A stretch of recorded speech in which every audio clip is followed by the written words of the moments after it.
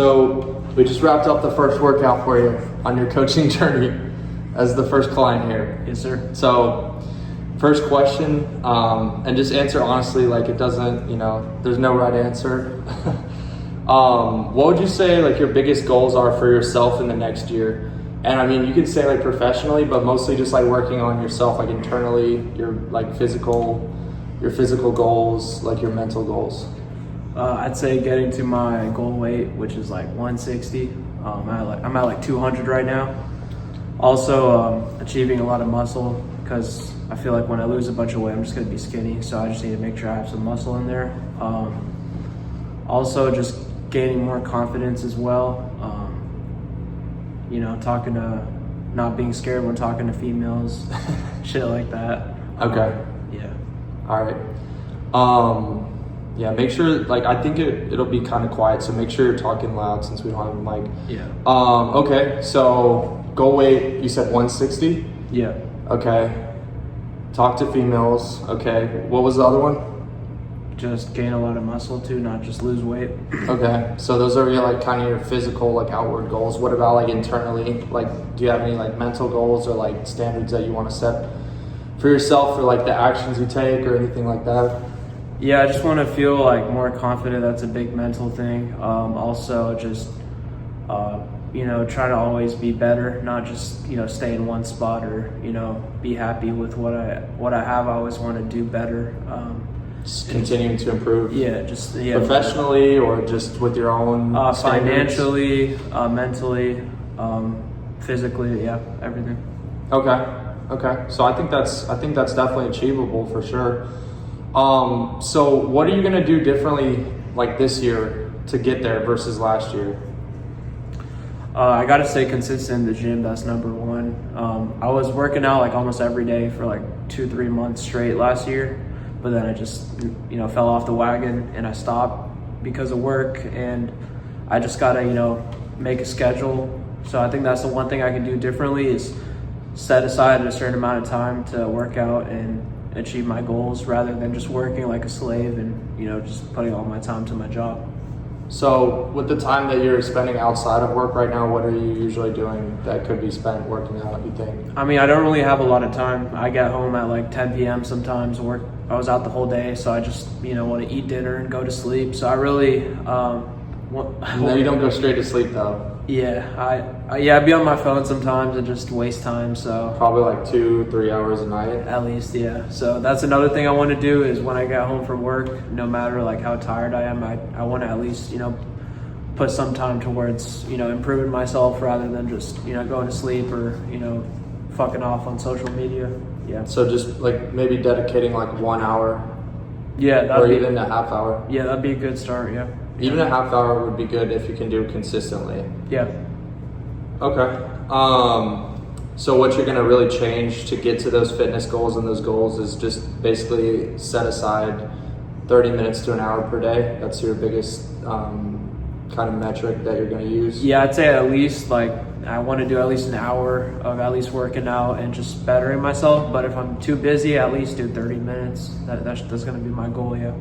Okay, so so let's say you can have this version of yourself, this identity of yourself. You're 160 pounds. Your financial goals are met. You're more confident talking to girls. Maybe you have a relationship. What would you be willing to give up to get to that point? Like, what is in your life right now that's not serving you that you could actually see yourself, deleting in order to get to that point? Like, is that worth it for you? I'd say number one is just like wasting time and money just smoking and just doing drugs in general. I feel like I just want to, even weed, like it's not as bad as like a bunch of other shit, but it really just makes you content with what you have right now and just makes you tired and not want to do shit. So I feel like ever since I started smoking a lot, I just got way more or way less, what's the word? Productive. Or yeah. Just, do you feel anxious from weed at all? I don't really feel anxious. That's what it was like for me. I felt anxious, but I also felt unproductive. So you mostly just feel like lethargic, like unproductive, or just content to not, you feel content even though you're not achieving your goals? Yeah, well, I do feel anxious, like especially when it's talking to like females, also just like people I don't really know. From weed or just in general? Just in general, even when I'm not high, I feel like. Would you say it increases when you smoke, or it's about the same? Oh, definitely. I Increases? can't. Yeah, I'll fuck up like talking to people like when I'm high, especially if it's people that, like girls and shit like that. So definitely, I need to cut that out. Yeah. So you think that's something that you'd actually be willing? Like, do you think your goal is worthwhile enough that you could see yourself sacrificing that part of yourself? Because I know you enjoy that, and I enjoyed that too. But do you think it's actually something you could see yourself sacrificing to get to that next level? Yeah, I think that's the only way I can really fully level up. I was about to say, do you think it is possible to get to that level without? No, changing? I mean I can level up with weed, but not to like the highest. Not to the level that you want to get Yeah, to. exactly. Yeah. Okay. So what would you say, like, what makes this time different? Like, what makes this the real deal versus times where you've maybe fallen short in the past? I feel like I have a better chance now because in the last like 6 months, I've leveled up my financial status. I was like broke as fuck less than a year ago, probably like 8 months ago. I was doing Uber sometimes. That's how fucking broke I was. Now, you could say I'm making like a doctor's salary. For real? Some months I'm making like 30K, which is, I could not imagine that fucking 6-7 months ago. So. And it's funny, it sounds like we're like doing one of those podcasts where people are like, yeah, I make 30K on that, like some bullshit. So like, do you want, like, let's break down a little bit like how you got your income up, like what you're doing, like how you got into it and everything. So I was doing sales for the past couple of years. That's how I met him. I was doing like solar. We had a mutual friend. And then for the past like 2 years, I was just going through a bunch of bullshit, like sales jobs, like roofing. I was at a car dealership for a little bit, just trying to find the right sales job. Most of them were dog shit, but thankfully to him, he put me onto this job that he found, which is like home improvement. So since I joined, I've been like number one in the company almost every month. It's been me and him, top two. So I feel like since I got an actual job that I feel like that's worth my time and I can level up in, I just put my effort towards it. I've worked like I remember my first 3 months, I didn't take a day off. Like, literally worked every day. You've been grinding for sure, even more than I have lately. Yeah, so I feel like now that I have my financial status in order, I can like really.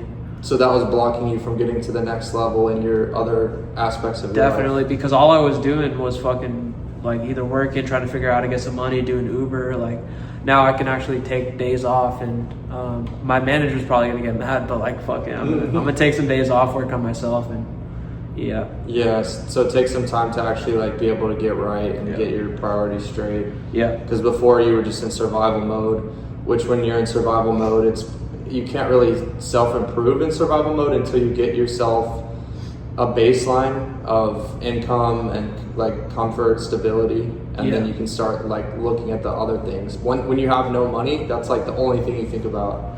Facts. Yeah, I was like struggling to make car payments some months, and I didn't have time to even think about how to better myself. It was just like, how can I make money? How can I pay my bills? Shit like that. So what would you say is different about this opportunity versus like other sales opportunities that you've done? This one is different because all the other shitty sales jobs I was at, I was a setter. Also, it's not that it was just because it was a setter job. I felt like that job didn't really have enough opportunity in the first place. Like I was doing roofing sales for a little bit. I was like number one the first month I joined, but like all the deals that I got, most of them got canceled. The ones that did stand, it took like 4 months to get paid out because insurance takes forever. The job that I have now, it's simple. It's home improvement. People want to get their home improvement done. So, a lot of jobs, I sell it, they get installed within a week. I get paid 2 weeks later. So I say that's the big difference. Is this is an actual like functioning job. It's a bigger company, and it's just a better management than all the other sales jobs I was doing in the past. And it's the only job where I've been like an actual closer. All the other sales jobs I was like setting or, wasn't being a closer. So I feel like that really, now that I can prove that I'm a closer and I can do it myself, that's what really made the difference.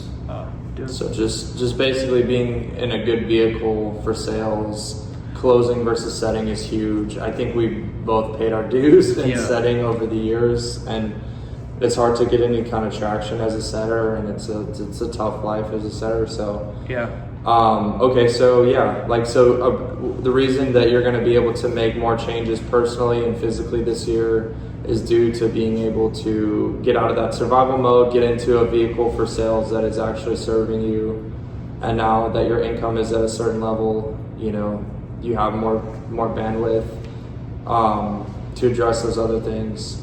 Would you say, like, during the time you were kind of neglecting those things, it was bothering you, like you wish you could change, but it just wasn't time yet, you just couldn't execute? Yeah, I mean, it always bothered me, but I got used to it at some point. Like, I was just fine. Like, when I first met you, I was Just like fat as with- shit. yeah. Like, I had no fuck. 250? Yeah, I was 250 pounds. I'm like 200 now, so I lost a lot of weight since then. But when I first met him, I was huge, bro. Like, and that didn't bother you, or you just kind of like I got used suppressed to it. I've been fat like almost my whole life, like pretty much since I was in like middle school. So I'm honestly used to it at this point. But once I saw, like, you know, how much I'm missing out on life, like just socializing, talking to people, going to parties, shit like that, it just made me realize that, you know, I'm not going to be young for that much longer. So I don't want to spend my whole youth just like Yeah, being and fat. I mean, there's definitely downsides to like partying, but I do think it would be worthwhile for you to at least try it, like, or at least have a good time. Like, we're not saying like, yeah, you're not saying you're gonna like go crazy or like go on benders, but like just at least like feeling good. Like, you've never been to a bar, right? Or No, I mean, I have. When I was in high school, I went to a couple parties, I drank, but it's just been fucking. But like as an adult, like you've never No, I been to like haven't. a bar or club type No. of. I mean, honestly, you're not missing much with the bars, but you know, there are fun times to be had socializing. Bars it can be fun.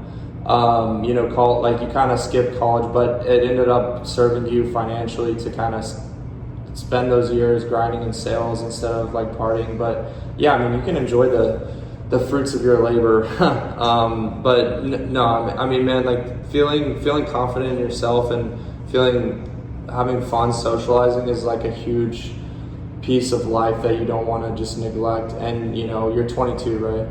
So yeah, I mean, you like these years 22 to 25 are some really good fun years for socializing. So like I was saying earlier, like you're on the cusp of being able to make that change. Like, what do you think being 160 pounds or having some muscle, what do you think that would do for your confidence when it came to like socializing or like talking to girls? I mean, I feel like just because of my weight and like, to be honest, how chubby I am, like that shit just stands out. I'm being honest, like that shit stands out. Hell yeah, be honest, dude. So I feel like just being in, you know, a body that I'm confident in, and you know, I feel like I worked for it. I feel like that's really gonna help my confidence. You know. You feel like you'd have an easier time like attracting a girl. Yeah. Yeah. At the end of the road. Yeah. Facts. No, I mean, you don't want that to be the whole reason for your transformation, but like that's one of the biggest motivators in life of men. That's why we do most of the things we do, is because, you know, for girls. Once you get past that motivation, like I'm at the point where I'm almost like past that being my motivation, but that's still a big part of it. But like your goals can change and your reasons for improving can change, but as long as you're still on the path, you know. So right now, if like being confident and social and talking to girls is like your biggest why right now, then that's going to serve you until I it mean, doesn't. that's not my main intentions. I also just want to level up personally, and it's not just about talking. You'll probably feel better, dude. Yeah, You'll exactly. probably be like, I mean, you'll feel confident not just with girls, but in sales, Yeah. in business, and just meeting like other like business contact, like, you know, appointments. Like you'll feel good going in. Yeah. Yeah. Yeah. So anyways, all right. So the question was basically like, what would you say is the biggest thing that makes this all worth it? Like, why not just stay the same? Like, what's your biggest reason to actually take all this on?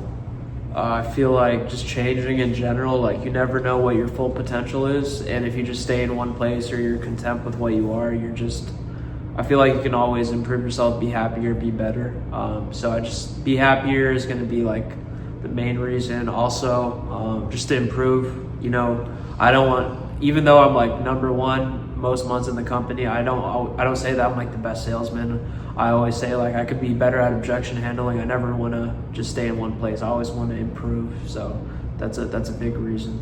Yeah, and so to wrap it up, honestly, one thing I'll say, if you're not improving, it really makes you depressed because, you know, a lot of people substitute like self-improvement. They spend their life like playing video games or doing like different things that are kind of a waste of time, because progression is really the thing in life that makes you feel fulfilled, you feel content. It gives you dopamine. That's not like cheap dopamine from scrolling, but once you hit those milestones and you keep leveling up, that's what life is all about. I mean, we only get one go around, so being able to actually have that progression and look back, both of us looking back a year ago, we're way better than we used to be, and you gotta admit that's a great feeling. Yeah, for compared to just being like, damn, I really haven't worked on myself at all or made any. Yeah, made like any I'm progress. making my yearly salary a year from now in 2 months. a year ago? Like, a year ago, yeah. A year ago, you're making your old yearly salary in 2 months now. Yeah, basically. It's fucking crazy. And I would have never imagined that, bro. And honestly, shout out to him for putting me on. He's a real one for that. So, for real. All right, man. Well, thanks for stopping by, man. We'll wrap it up.